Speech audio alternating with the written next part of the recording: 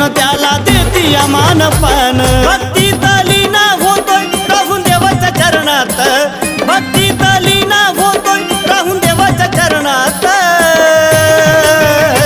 शिवशंकर अवतारी देवा काळ भैरवनाथ शिवशंकर अवतारी देवा काळ भैरवनाथ शिवशंकर अवतारी देवा काळ भैरवनाथ शिवशंकर अवतारी देवा काळ भैरवनाथ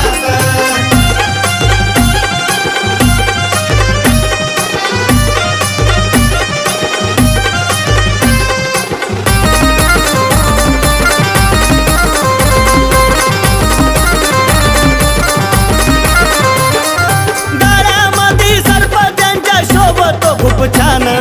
भक्त सारे दर्शन तुमच्या